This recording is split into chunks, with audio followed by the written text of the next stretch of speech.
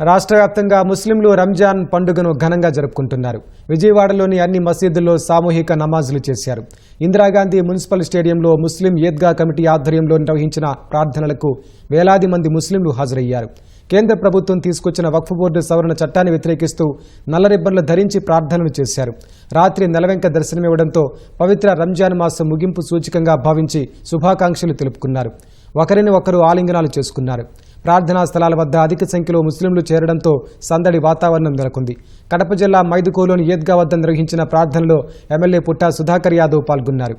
ముస్లింలకు రంజాన్ శుభాకాంక్షలు తెలిపారు.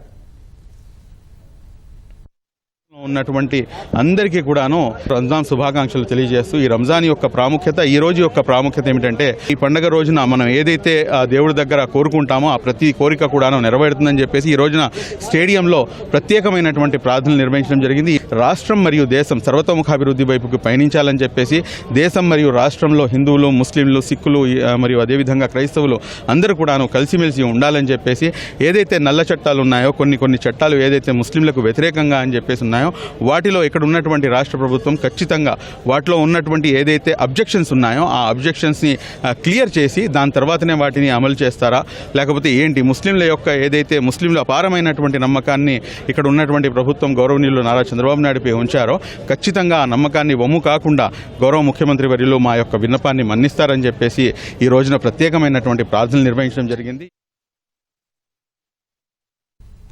అనంతపురం జిల్లా గుంతకల్లు ఈద్గా మైదానంలో ముస్లింలు రంజాన్ ప్రార్థనలు చేశారు. ఎమ్మెల్యే గుమ్మనూరు జయరాం ముస్లింలకు రంజాన్ శుభాకాంక్షలు తెలిపారు. అన్నమయ్య జిల్లా రాజంపేటలో ముస్లింలు నల్ల రిబ్బన్లు ధరించి ప్రార్థనలు చేశారు. వక్ఫ్ ఆస్తుల పరిరక్షణ కోరుతూ ప్రత్యేక ప్రార్థనలు చేశారు. ప్రార్థనల అనంతరం ఒకరినొకరు ఆలింగనం చేసుకుని రంజాన్ శుభాకాంక్షలు చెప్పుకున్నారు.